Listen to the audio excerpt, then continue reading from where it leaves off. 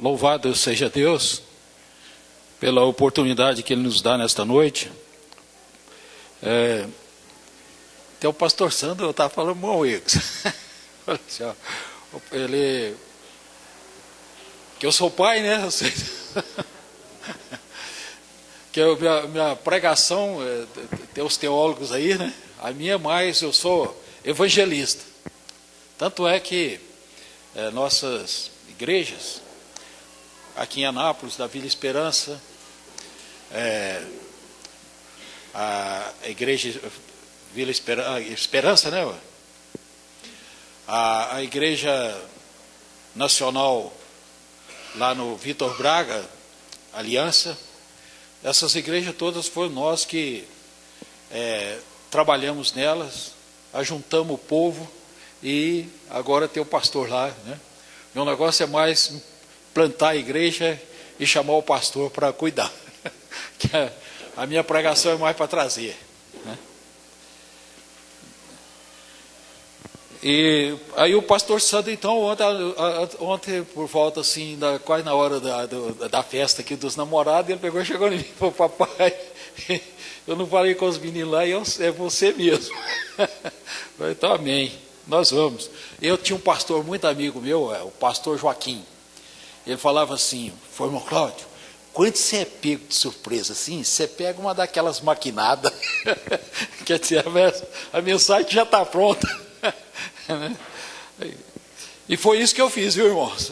Amém. Amados, nós temos muitas pessoas aqui nos visitando nesta noite, né? E eu queria que essas pessoas ficassem de pé para que nós pudéssemos conhecê-los, amém? Essas pessoas, amém. Está ali um casal que está conosco. Qual o nome do irmão? Marcos. A irmã? Você, rapaz, só o cabelo que cresceu, mas eu te conheço já há muito tempo. A irmã? Vanessa. E o irmão? Júlio. Amém. Sejam bem-vindos, viu? Podem sentar. Sejam bem-vindos em nome do Senhor Jesus. Vamos cumprimentá-los como todos os santos fazem? Sejam bem-vindos em nome do Senhor Jesus. Tem alguém aí que hoje eu estou aqui, tem alguém aí para repetir? Então eu vou repetir. Voltem sempre. Essa igreja está sempre de portas abertas para vocês. E nós amamos vocês. E o nosso desejo é que vocês fiquem para sempre aqui conosco. Até a volta de Jesus, né? Amém? Vamos abrir a nossa Bíblia em Gênesis capítulo 15.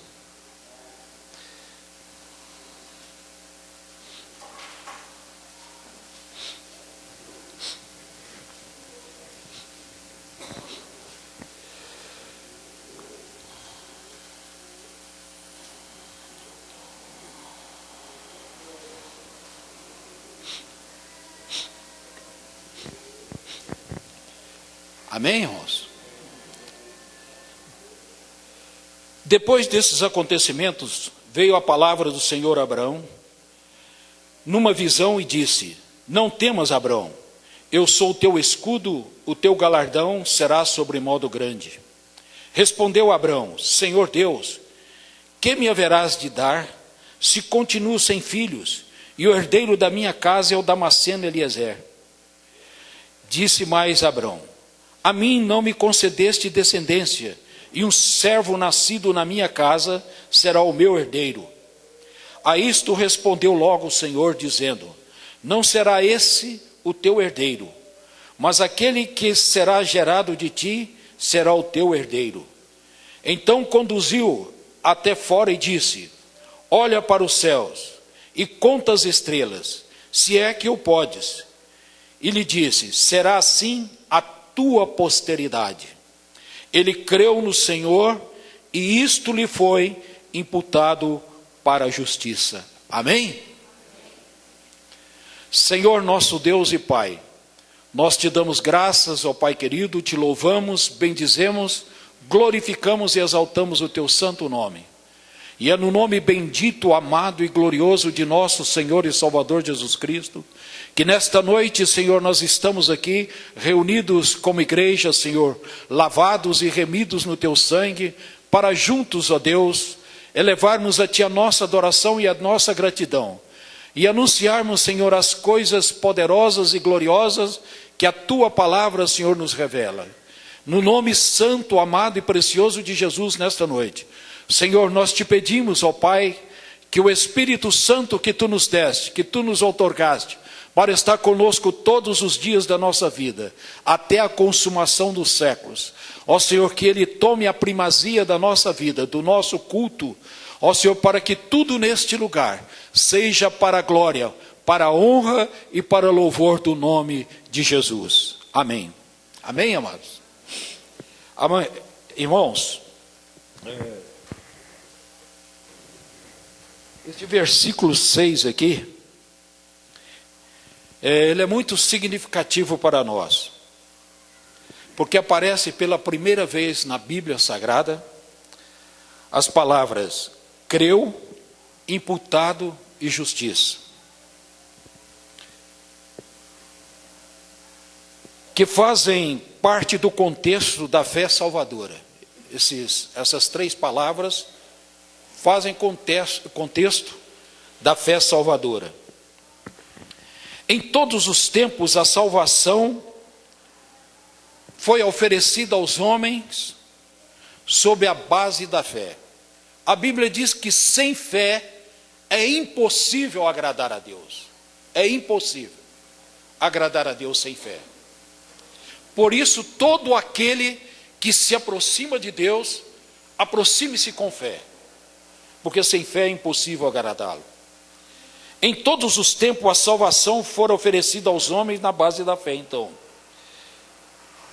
como os santos do Antigo Testamento, eles olhavam para Cristo e eram...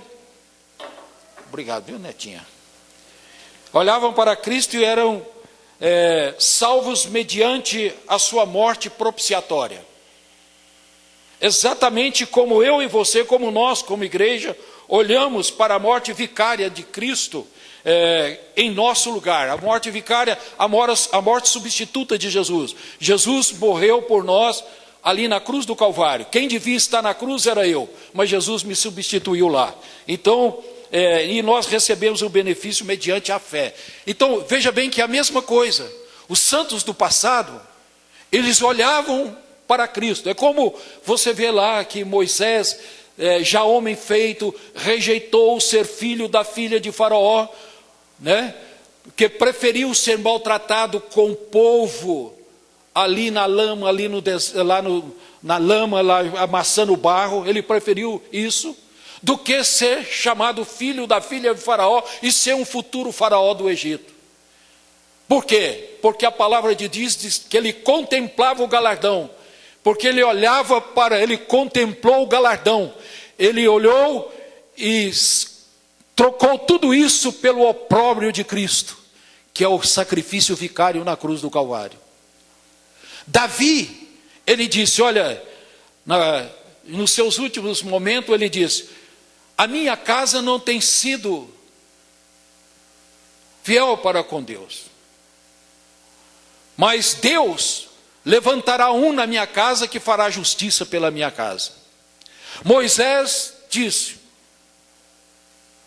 eis que o Senhor levantará um profeta semelhante a mim, e a este ouvireis, porque toda alma que não ouvir perecerá. Então todos eles olhavam, e todos eles viam pela fé, porque eles viam aquilo que Deus havia prometido lá no Éden para a mulher. Do teu ventre nascerá a semente que esmagará a cabeça da serpente. Então eles olhavam para Cristo, o sacrifício propiciatório de Cristo, e eram salvos através disso. E nós também, você viu o sacrifício de Jesus? Não viu, mas nós cremos que Jesus veio ao mundo, nasceu de uma virgem, tabernaculou com os homens, morreu na cruz do Calvário, derramou o seu sangue para a remissão dos nossos pecados, foi morto e sepultado, ao terceiro dia ressurgiu de dentre os mortos, assuntos ao céu ele subiu. E lá está sentado à destra de Deus, de onde intercede pelos pecadores. Então veja bem, nós cremos da mesma forma, é a mesma forma. Todos são salvos pela fé em Jesus. Pela fé em Jesus. Amados, mas o que eu quero dizer para você nesta noite também, é sobre Abrão, depois que Deus disse que ele seria o pai de todas as nações, Abraão. Nessa passagem, Deus dá o radiotelescópio da fé para Abraão, para que ele pudesse ter a visão daquilo que aconteceria no futuro. Deus diz para Abraão contar as estrelas. Abraão, a hora que Deus disse para ele, falou: Abraão, chamou ele para fora e falou: o teu galardão será sobremodo grande. A primeira coisa que Abraão pensou foi justamente esse, porque em Israel a descendência era muito importante. Você pode ver que a mulher que era estéril, em toda a história da Bíblia, ela sofria muito, porque ela sabia da promessa de Deus, que do ventre dela nasceria a semente que esmagaria a cabeça da serpente. Então, a primeira coisa que Abraão disse: como sucederá isso, Senhor? Como sucederá isso aí? Porque eu não tenho nenhum descendente. A mulher é estéril. Eu não tenho descendência. E quem vai herdar na minha casa é meu servo, Eliezer, criado, nascido na minha casa. É que será o meu herdeiro. Deus disse: não. De ti mesmo.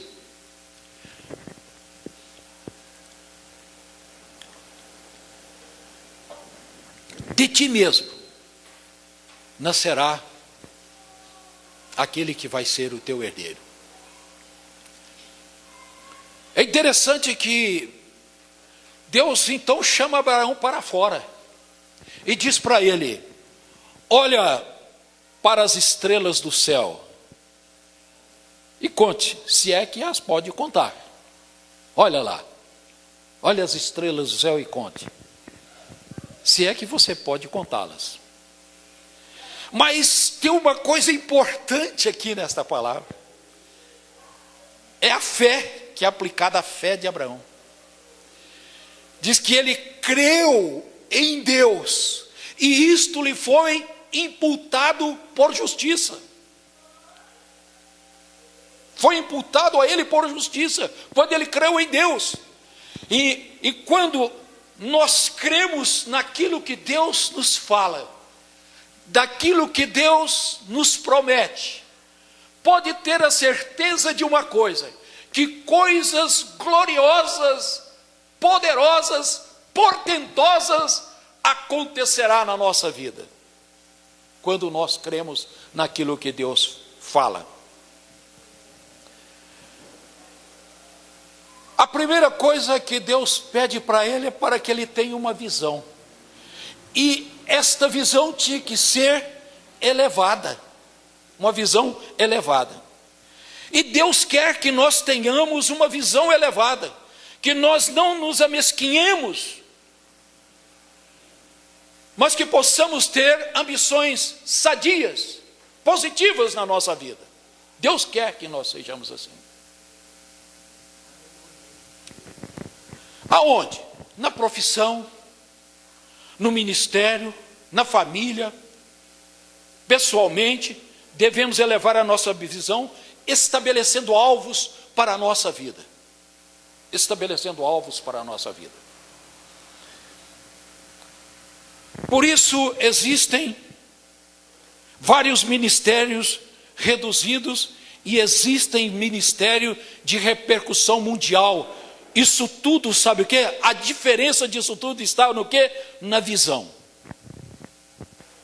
Na visão. Se você tiver... Um dia eu estava...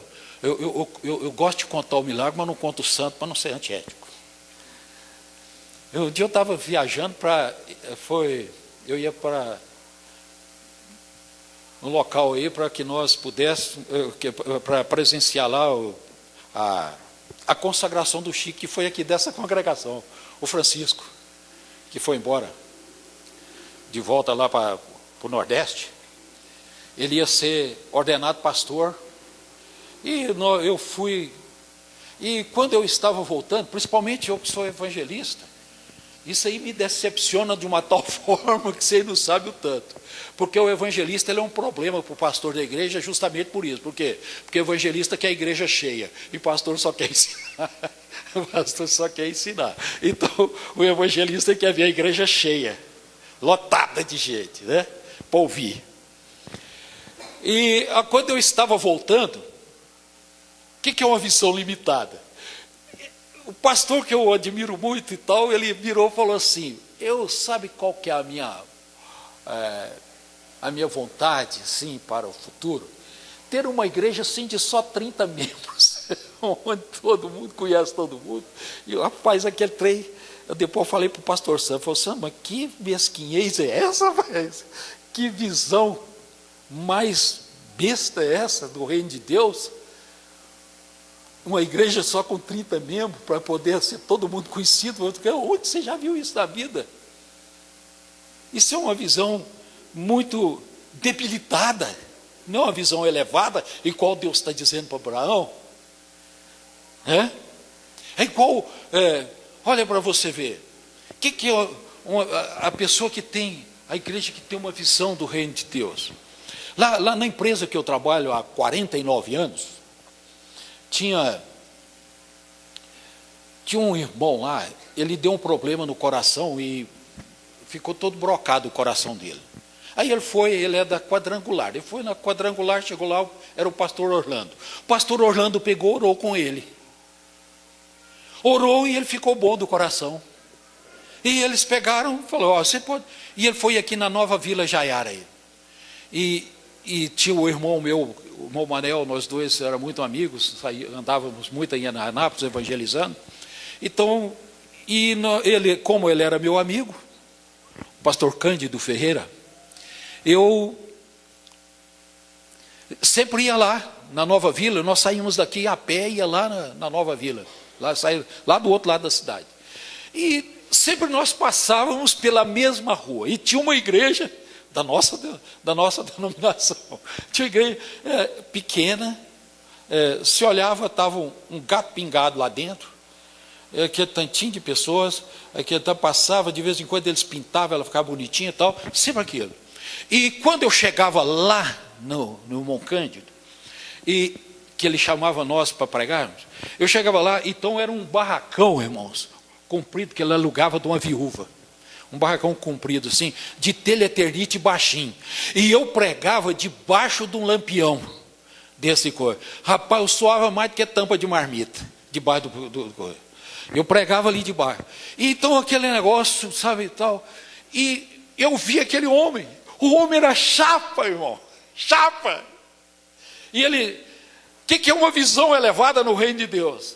Aí ele comprou o barracão da viúva. Comprou a casa da viúva, comprou os lotes da esquina e fez uma grande igreja. E um dia ele pegou e falou, olha, pastor Cláudio, agora você vai lá, que eu vou fazer uma campanha, que eu mostro, pastor, vou fazer uma campanha lá, o que é que você vai lá? Eu sei que vai dar a palavra nos 2 dias. Eu falei, eu vou. Eu cheguei lá, irmãos, no primeiro dia tinha umas 350 pessoas. É a glória do evangelista. Tinha 350 pessoas. No segundo dia tinha 450 pessoas lá no templo. 450. E depois que eu preguei, que nós terminamos, eu voltei para a estrada. Eu passei, a igrejinha, está lá do mesmo jeitinho. Do mesmo jeitinho. Você, o reino de Deus... Jesus é o meu mestre, Jesus é o Senhor da minha vida, Jesus é aquele que é o exemplo máximo para a minha vida. Jesus repartiu pão para quantos, irmão? Para quanto que Jesus deu pão e peixe? Quantos tinha seguindo ele? 5.000, não contando mulheres e crianças. Não quer dizer, na hora que, depois, lá em Jerusalém, só tinha 100 lá, né? Esperando, né? A descida do Espírito Santo. Mas acontece, mas depois tinha mais de 500 que viu eles subir assunto ao céu. Mas acontece o seguinte, as pessoas estavam em volta dele para serem evangelizadas. Então, eu estou falando para vocês que o pastor é diferente do evangelista. Então, amado, por isso é que existem vários ministérios reduzidos e vários ministérios de repercussão mundial. Por quê? Por causa da visão.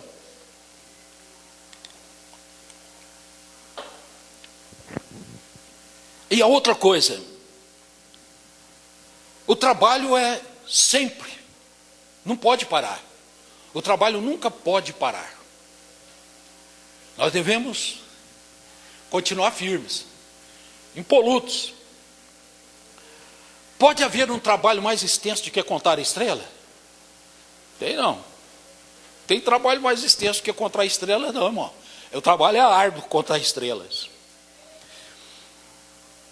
É um trabalho que se renova a cada dia. A cada dia. E olha que depois você ainda perde a contar. Evangelistas, numa cruzada,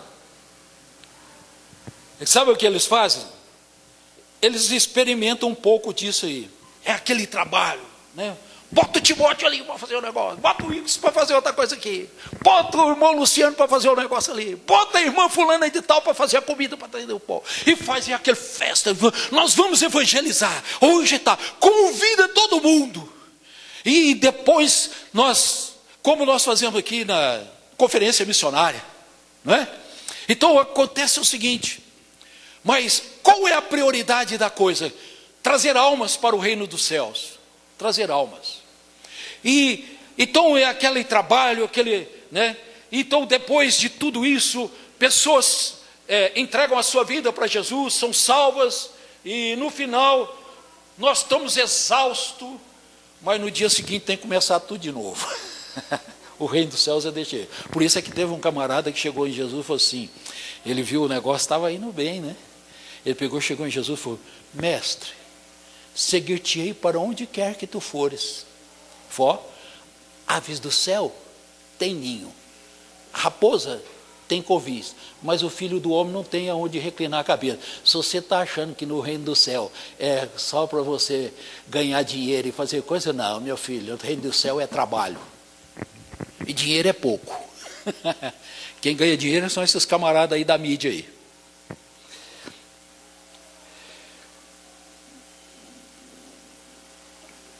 A outra coisa que, para nós temos uma visão elevada, é aceitar o desafio. É aceitar o desafio de Deus. Pode haver um desafio maior do que mandar você contar estrela? Não tem. Não tem um desafio maior do que contar estrelas. Muita gente tem uma visão elevada, irmão, mas tem medo de trabalho. A hora que entrega uma tarefa para ele, você já viu? A gente fica doido para... Não, que agora aqui vai ser... Né? Agora nós somos igreja, fomos emancipados. Então agora vai ter escola bíblica dominical, que agora não vai ser só o pastor Sano. Vai ter um que vai ser nomeado, um para lecionar para as irmãs, um para lecionar para os jovens, e eu estou lecionando, né? E o pastor Santo vai cruzar os braços e vai ver vocês trabalhar. Vamos ver vocês trabalhar. E tem gente que é eleito no final do ano para isso. E ele aceita com entusiasmo, com alegria, com a força, mas lá no decorrer do ano ele começa, eu não dou conta, eu não vou estar, eu não consigo, não. É grande demais, não vou conseguir, pastor, eu não consigo isso aí e tal, eu preciso... Então, sabe de uma coisa? Tem gente que tem medo do desafio, quem tem medo do desafio não vai. Não vai. Já trabalhamos em congregação, lá aquela hoje que é a Igreja Batista Aliança. Ali foi difícil, mano. Tanto é que tinha uma igreja presbiteriana lá no fim, já tudo prontinho e tal, e o irmão Heitor, que era dirigente lá, ele passou lá na porta e falou assim para mim: ô irmão Cláudio, o que foi, irmão Heitor? Fala para a sua igreja passar para nós estranhos aí, rapaz, isso aí não vai para frente. O desafio é grande. Isso aí não vai para frente. Manda eles passar isso aí para nós. Manda eles passar isso aí para nós. Falei: não, senhor, Deus mandou foi os batistas para cá, e vai ser os batistas que vai levantar esse negócio aqui.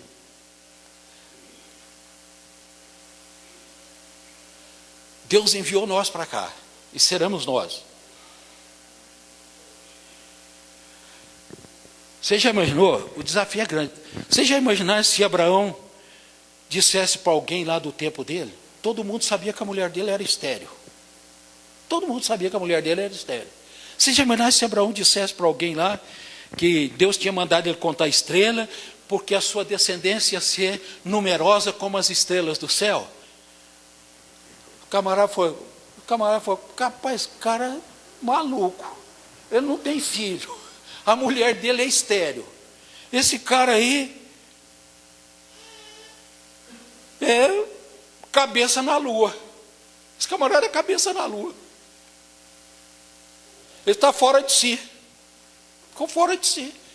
Isso é um fanático. Onde esse cara está doido, a mulher dele é estéril.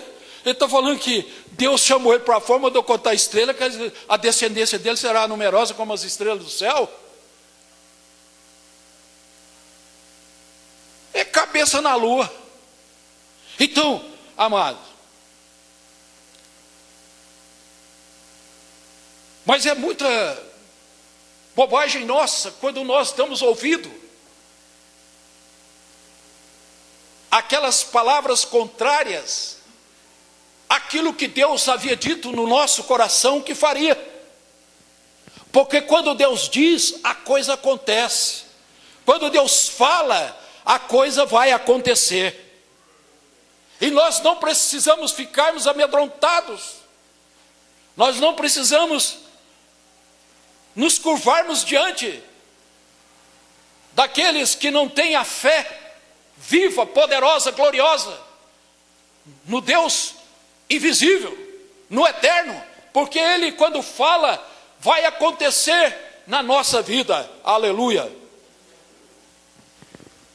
Agora, quais são os impedimentos para uma visão elevada? A visão humana. Quando nós buscamos a visão humana, no tempo de Abraão, podia contar no máximo 3.000 estrelas.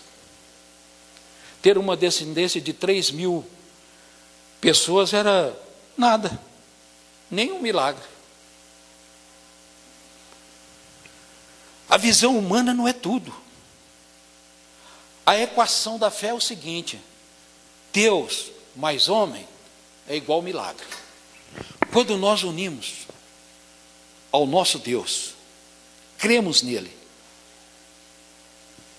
temos a plena convicção de fé de que as coisas vão suceder, pode ficar tranquilo, o milagre vai acontecer.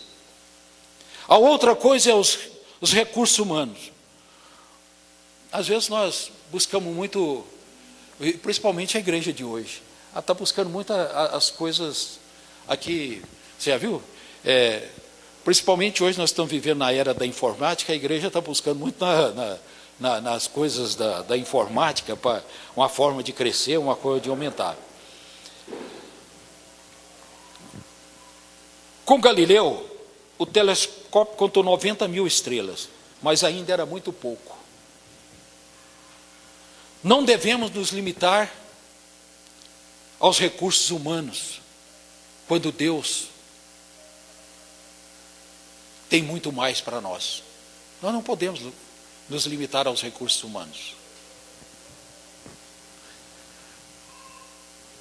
Como que Abraão, então, contou as estrelas?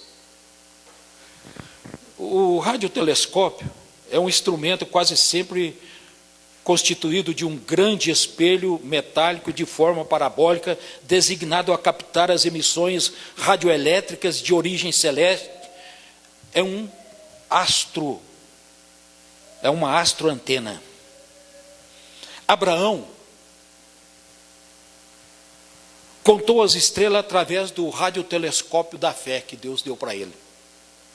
Ele captou pela fé os impulsos energéticos de sua descendência e pôde então ver que ela seria como as estrelas do céu, incontáveis. Ele creu nisso. Ele se apegou a isso.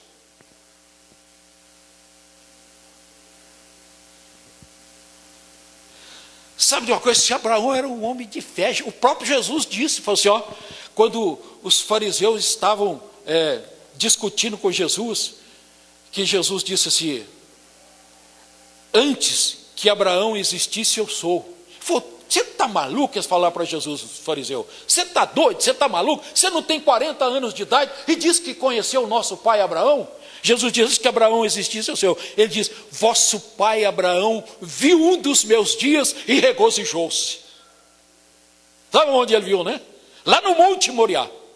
Quando Deus pediu para que ele sacrificasse o filho dele, o único filho, Isaque. Lá no Monte Moriá. E que ele aceitou o plano de Deus, ele colocou Isaque sobre a lenha, e a hora que ele levantou o cutelo para imolar o filho, o anjo bradou e disse, Abraão, não faça isto, porque agora sei que temes a Deus. E ele olhou para o lado, tinha o cordeiro substituto, ali entre as ramagens, o cordeiro que representava o Cristo, aquele que era imolado em cima do altar, no propiciatório, para cobrir o pecado do povo. Então Abraão olhou e lá estava o cordeiro substituto. Então ele tirou Isaque, seu filho, de cima do coisa e colocou o cordeiro no lugar. Jesus é o cordeiro vicário de Deus, substituto de Deus. Ele é o substituto nosso. Jesus me substituiu, eu e você lá na cruz. Então Jesus disse, Abraão viu um dos meus dias e regozijou-se, alegrou-se. Ele disse para os fariseus.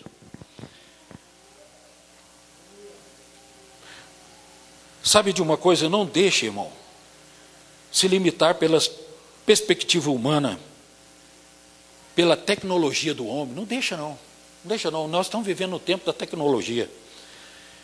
Tente ver aquilo que Deus tem para você. Tente ver aquilo que Deus tem para você. Não desanime diante dos problemas, dos intempéries da vida. Deus tem algo extraordinário para a sua vida, para a nossa vida. Eu não sou pregador de riqueza, de prosperidade. Mas Deus quer também, Deus abençoa os seus servos. Porque senão é o seguinte, né? Uma igreja pequena como essa, muitos ficam admirados da quantidade de ofertas missionárias que nós mandamos para fora. Por quê? A visão é elevada. Hã?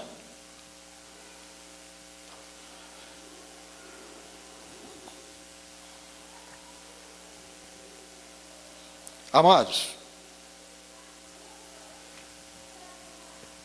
existe uma coisa que nós devemos fazer: andar um passo após o outro, degrau por degrau. Não sermos apressados, mas com os olhos voltados para o alto, para a visão das maravilhas de Deus e das maravilhas que Deus pode fazer na nossa vida. Nós não precisamos ser precipitados. É só aguardar em Deus, só esperar em Deus. Nós não podemos ser como Ló. Ló era um crente carnal. Né? A hora que Abraão disse, olha Ló, ele era sobrinho de Ló, ele falou assim, Ló, os teus pastores estão brigando com o meu. Ele falou assim, mas não é bom que isso aconteça. Então está aqui diante de nós a terra. Você escolhe. Se você for para a direita, eu vou para a esquerda. Se você for para a esquerda, eu vou para a direita. E nós não podemos ser assim.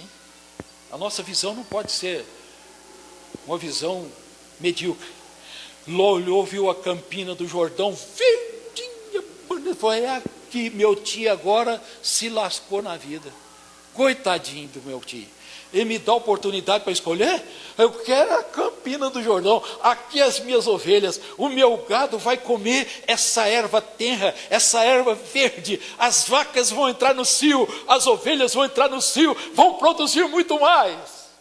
É aqui que eu quero. Entrou lá, foi parar dentro de Sodoma e Gomorra. Abraão saiu para o outro lado, para o Oriente. Sabe para onde que ele foi? Mãe, lugar da gordura, da fartura. Nós precisamos ter a visão de Deus para a nossa vida. Nós não precisamos ser apressados. E eu peguei uns elementos aqui que nos ajudam a viver vitoriosos. Primeiro, ter um coração esperançoso. Nós precisamos aprender a ver além da realidade, daquilo que a realidade pode ser. Nós precisamos aprender a ver além da realidade, daquilo que a realidade pode ser. Isso é fé. Isso é fé. Nós precisamos aprender isso. O povo, quando Moisés mandou os espias, os 12 espias, que eles voltaram, só Josué e Calebe que voltaram e deram uma boa notícia. Os demais fizeram o povo derreter o coração de medo. Que é isso? A terra é igual Deus falou, a terra mana leite e mel, precisa de 2 homens para carregar um cacho de uva. A coisa é feroz, é bonita demais, é maravilhoso, mas nós vamos ser pisados como gafanhotos. Vocês precisam de ver o tamanho dos habitantes de lá. Josué disse: calma, Josué e Caleb, calma. Se Deus se agradar de nós, Ele nos fará herdar essa terra. Nós entraremos nela, e os habitantes dela serão para nós como pão.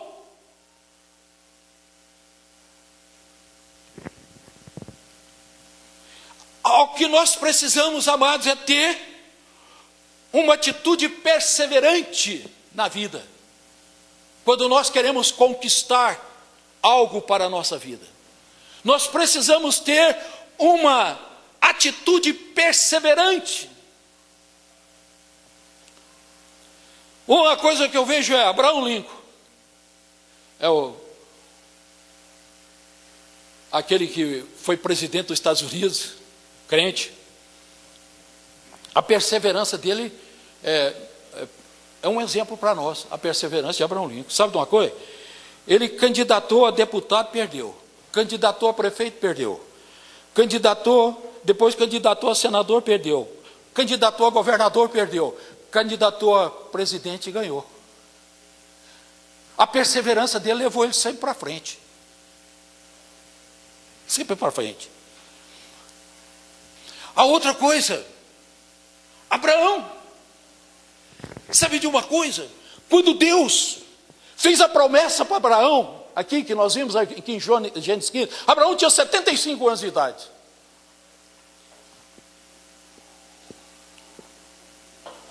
(75 anos de idade. Até um dia eu disse para uma colega minha de trabalho, eu falei: você dá conta de esperar uma promessa de Deus 25 anos? Ela falou: nossa, papai, meu Deus, eu estou velha, caroquinha assim, andando de bengala. 25 anos? Ela falou: foi, pois, eu falei assim, por isso, sabe uma coisa?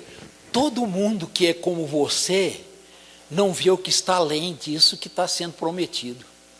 Ela falou: qual? Eu falei: você não sabe qual é a outra bênção nisso aí? Ué? Se Deus falar para você esperar uma promessa 25 anos, qual é a outra bênção que está implícita nisso aí? Eu falei: eu não sei. Eu estou falando para você, porque os imediatistas, eles só enxergam um palmo na frente do nariz.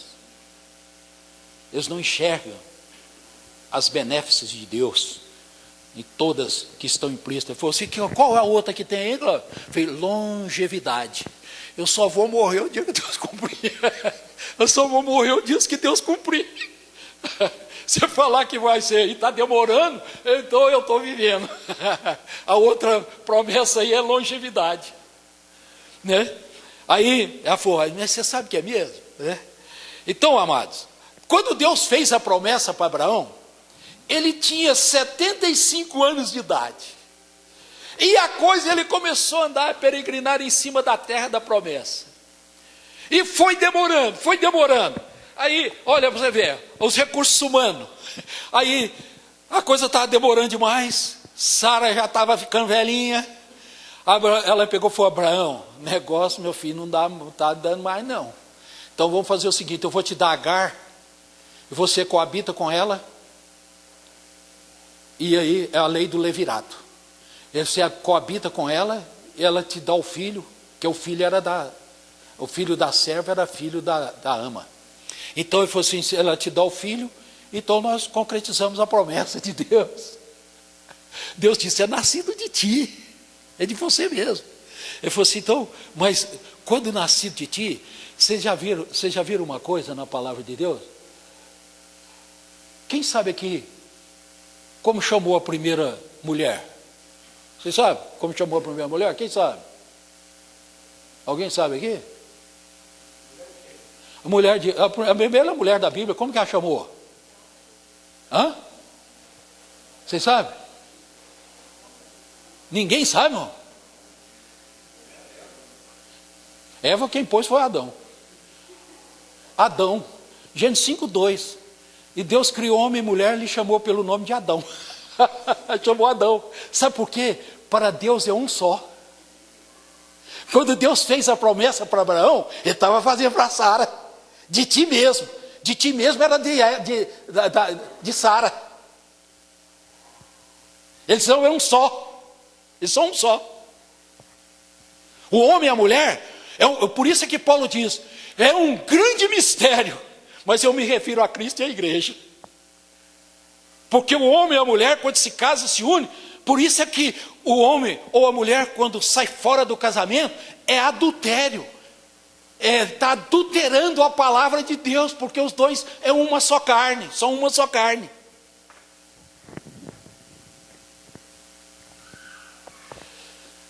Para Deus é um só. Daquele momento que você veio no altar e jurou diante de Deus os votos sagrados do matrimônio, a hora que você foi para a lua de mel e que houve a junção carnal, vocês se tornaram um só. Então, amados, Deus fez a promessa e aí Sara disse assim: olha, Abraão, eu estou ficando velha, já não tem jeito mesmo, eu vou te dar Agar. E teve. Aí teve Samuel. Aí Abraão estava tranquilo, ele achou que era, até não era.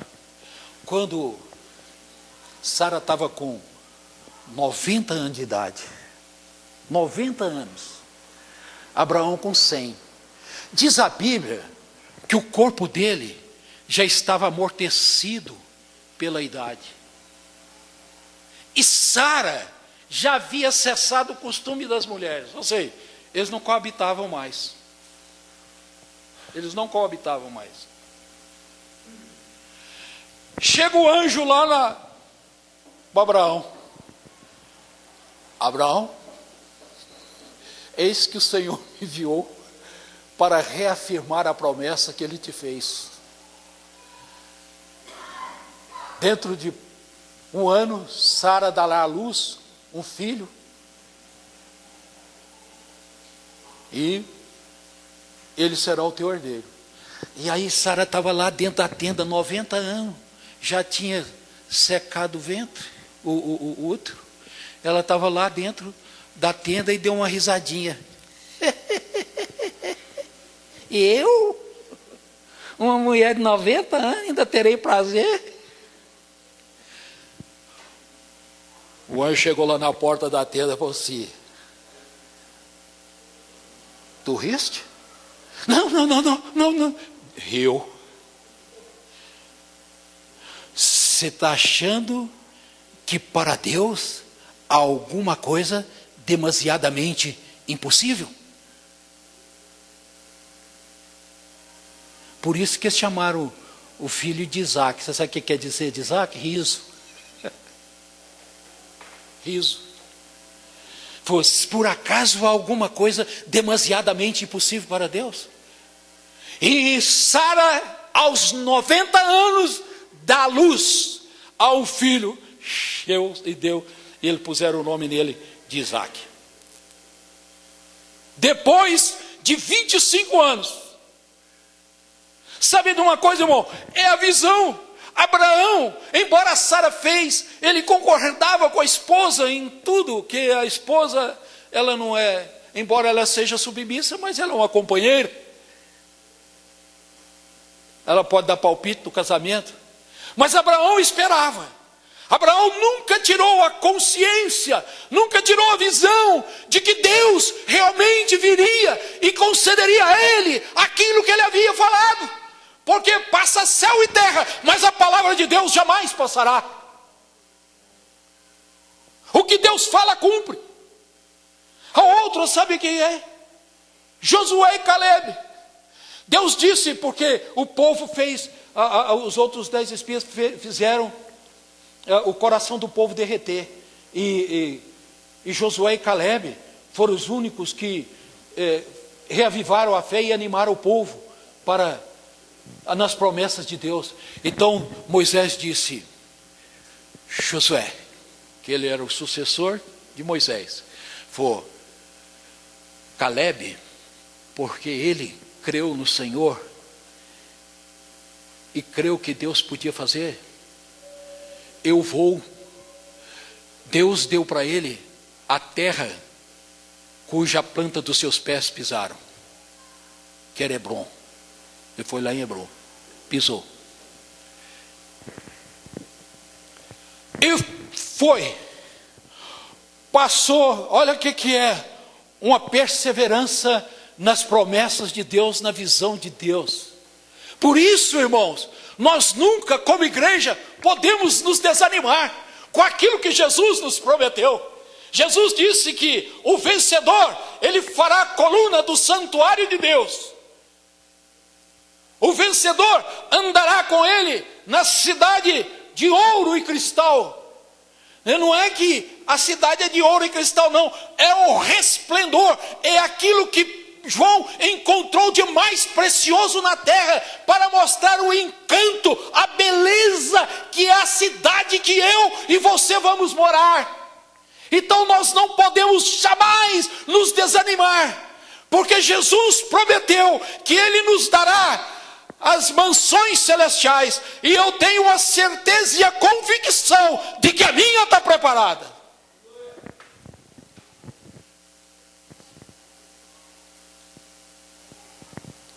Então, sabe, Josué e Caleb chegou para, sabe de uma coisa?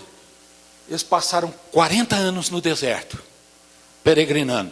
5 anos eles passaram lutando para entrar na terra. E a hora que Josué foi repartir a terra, veja bem o que é a fé, irmãos. Veja bem o que é uma visão e o que é uma esperança.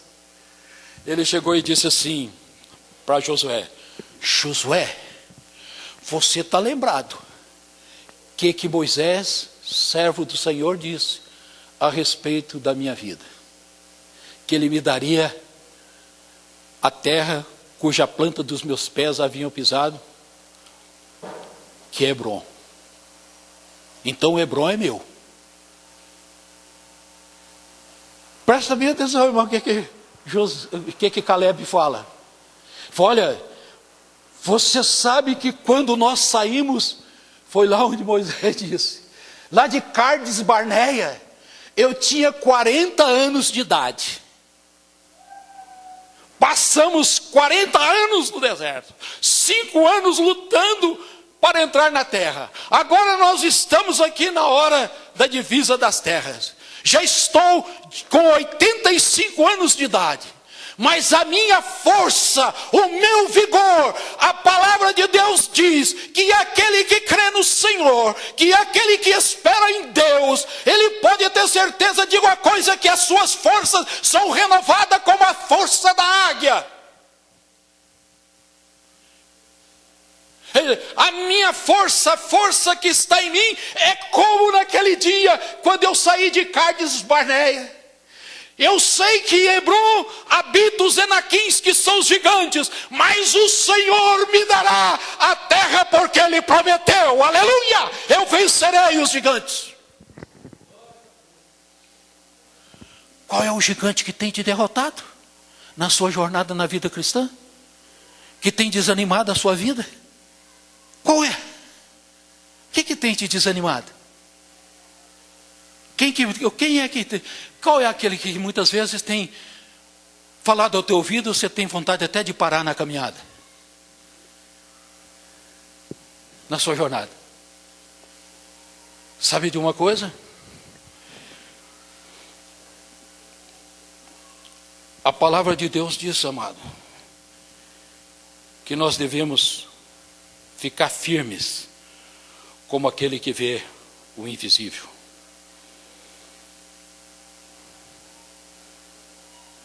Você pode mudar as suas atitudes em relação aos desafios do dia a dia, com fé, perseverança e esperança. Alcançando em Deus vitórias em sua vida. Conte as estrelas, com o radiotelescópio da fé, e você verá Deus realizando as suas promessas na sua vida.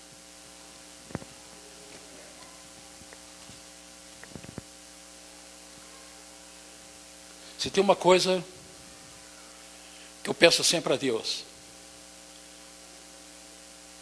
já fiz 40 anos de conversão, passei muitas lutas, muitas dificuldades, mas tem uma coisa, uma coisa que eu pedi a Jesus foi: Senhor, segura nas minhas mãos, não me deixe esmorecer. Eu quero continuar firme na jornada até o fim. Eu quero ser como um apóstolo Paulo. No último momento, diz que ele foi sacrificado por causa do Evangelho. Mas eu creio que na hora que ele colocou a cabeça no tronco para ser decepada, ele olhou para os seus algozes e disse: ó morte, onde está a tua vitória? Onde estão os teus aguilhões? Combati o bom combate, terminei a carreira, guardei a fé, e agora estou pronto para receber a coroa imarcessível da glória.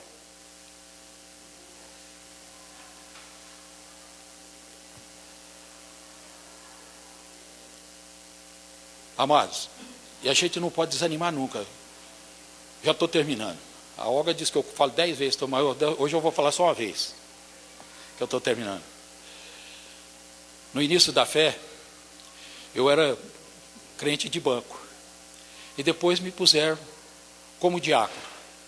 Depois passei a presbítero. E comecei a participar da frente da organização da igreja lá e tal. E eu vi certas coisas que me desagradou. Eu fiquei muito desanimado. Eu até vou ser sincero para os irmãos. Eu cheguei lá em casa, dobrei o joelho de madrugada e falei: Senhor, eu estou no caminho certo? É esse o caminho? Eu te pedi para o Senhor me tirar daquela vida miserável que eu vivia. E o Senhor me tirou, mas Senhor, eu estou no caminho certo?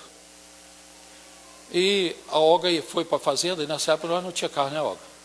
Foi para a fazenda do nosso amigo ali é de ônibus, aqui perto. E eu peguei e fiquei em casa, porque nessa época a empresa trabalhava no sábado. Então eu ia pegar o ônibus das 3 horas, que eu tinha que fazer a folha de pagamentos diaristas. E depois que eu iria. Aí eu fiquei em casa, a Olga saiu cedo para pegar o ônibus, 6 horas. E de repente, eu não sei falar para os irmãos se eu estava acordado ou se eu estava dormindo. Eu estava muito desanimado. Se eu estava acordado ou se eu estava dormindo. O quarto se tornou um clarão muito forte, uma luz muito forte. Eu não sei se eu estava dormindo ou se eu estava acordado, não sei falar para os irmãos. Só sei que tem aquele clarão. E naquele clarão, eu vi, Deus me mostrou uma nuvem que passava, uma nuvem branca. E dentro da nuvem branca estava escrito assim, a pátria.